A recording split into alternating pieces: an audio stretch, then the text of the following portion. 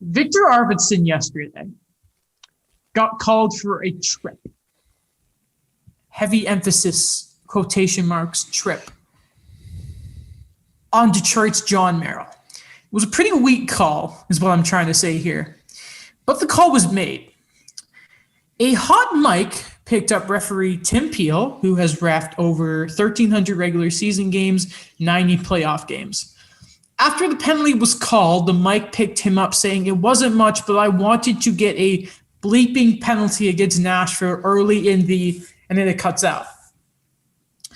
At this point of the game, there was only one penalty, and it was against Detroit in the first period. We all know that makeup calls are real, but here it is in the actual audio. Now, as a result, this morning, the league has said that Peel will no longer be working NHL games. He was set to retire, this is from Elliot Friedman, on April 24th. So the league, I know, but I think the reason they haven't said terminated or anything is probably because he's close to retirement. I don't know exactly how NHL pensions work. I don't know if referees have their own union, but I imagine they're sort of doing that for him. So he loses, by the way. I think he would get to choose what game his last one is. So he's lost that. I can only imagine how much of a punch to get that is. And the real slap in the face here is, in their statement, the NHL emphasized the importance of the integrity of the game.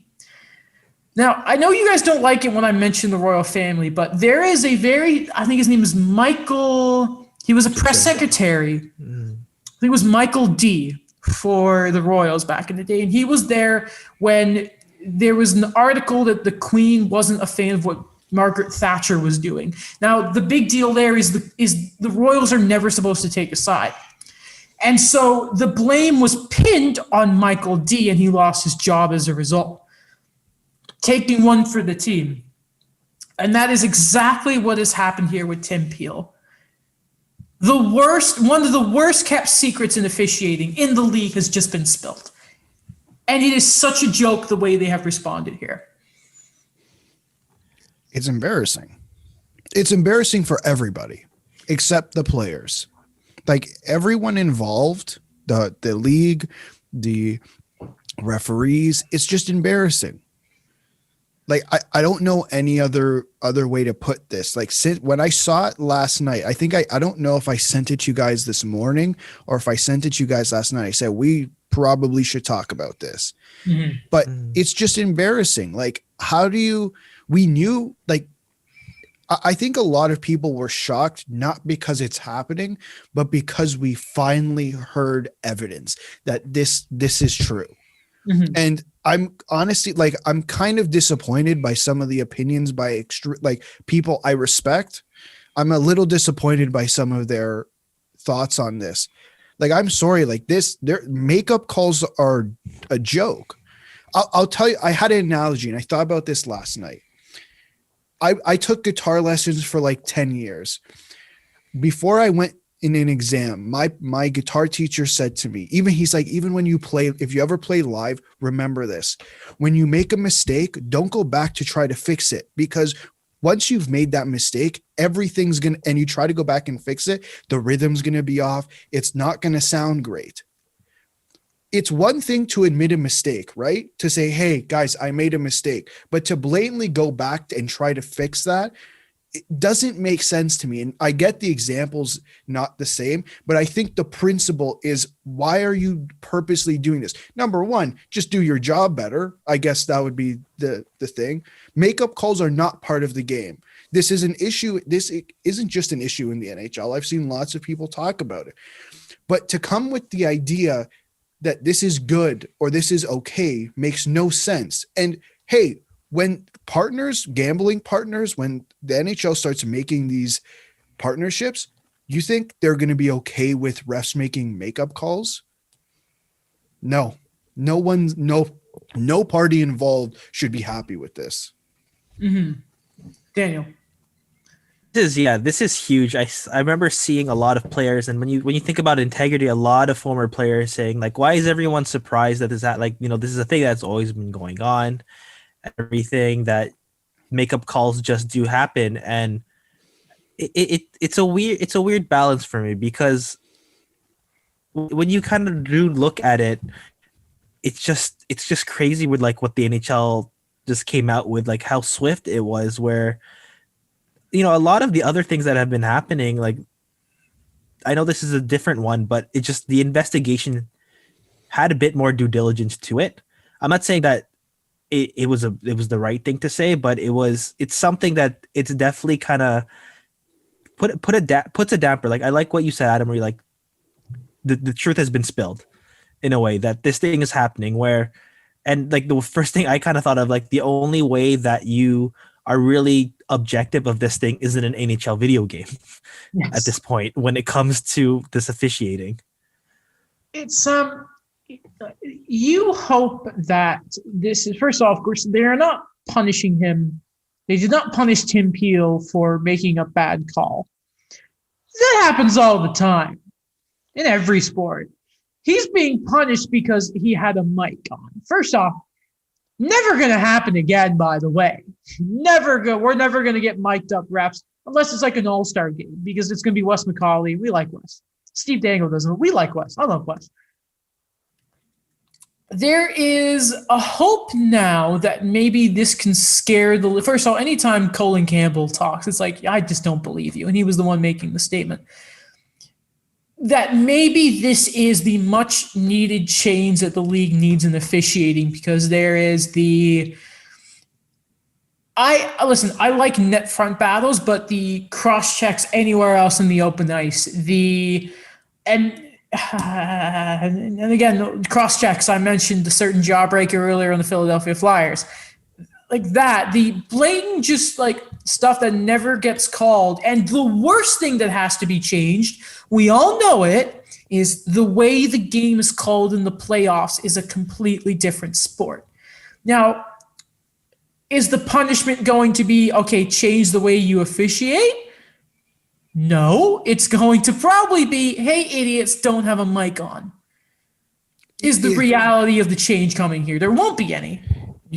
But it's the solution here is very simple, right? Like it's not a very complicated solution. In my opinion, this is very simple.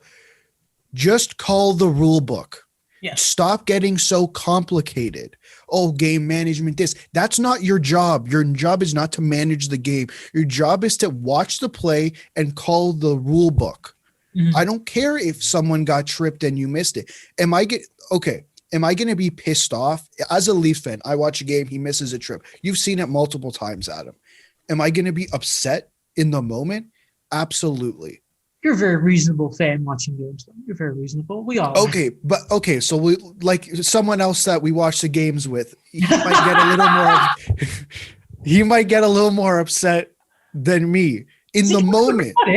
Pardon? I don't know. I couldn't tell you. But you get the point I'm making. This is it. It's a very simple solution, and the league is going to try to make it much like. If you read what some people are saying, they're making it out to be this huge dilemma that the refs are going to have to deal with. No.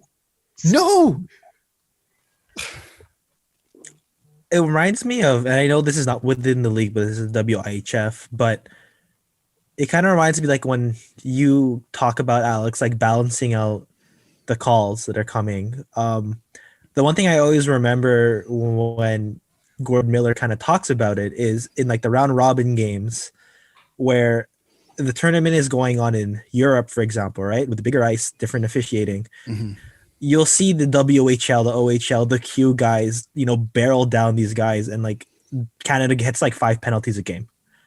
But then you get to the final, like the medal round, and nothing's really being called anymore, where it's a kind of thing where it's like, let the boys play in a way. And I could see where that inconsistency is kind of going on. Mm-hmm. And we're all guilty of this. You ever think I've seen a interference call in the last minute of the game and been like, you're going to call that with a minute left? Come on. Like in the playoffs a couple of years ago, it was 2017. I forget. Might have been, I was thinking it was game 2, Habs Rangers. And Shea Weber blatantly cross-checks it, like pulls him over, interference clearly. But there was no call. You think I'm going to complain about the no call? No. It's that tricky balance, right? Like, I don't mind if there's less calls in the playoffs, but then it's like, no, but you want it to be done clean. It's almost like we as fans have started being like contaminated by this, just like this rule book that's just like tearing out, like it's missing pages. Like, what is a cross check? It's right next to the chapter missing about what a hit to the head is in this league. It's just no one knows. It's just we guess. We just throw out okay. I have cards here. Pick a card. What number are we going to see, guys? Just give a random one.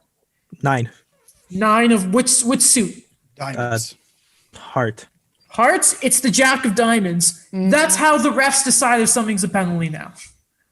Is by pure chance. Let's do it again. Let's say it's the 6 of clubs. It's the 3 of spades. That's how it feels like sometimes watching hockey. It's just embarrassing. That's what it is, and nothing's going to change. I think you guys are right. We're only going to rely on EA simulations now. I mean, even then, I don't know, man. Some of those you can't poke check without tripping anyone. It's rough. Oh, I remember. This is just a really random thing, but you ever have this thing where I actually like got really annoyed with the new AHL games where you block a shot, but then an opposing skater skates by your player that just blocked the shot, and you get called for tripping. Let's listen. We can devote a whole segment to EA games. Like I'm not buying NHL 22 not until it's on sale. I'm not buying it. No. I'm gonna buy a Lego game and new Pokemons when they come out. Not NHL. They don't get it. Not happening. And the rules. They don't get the rules. No, they don't. They don't. Again,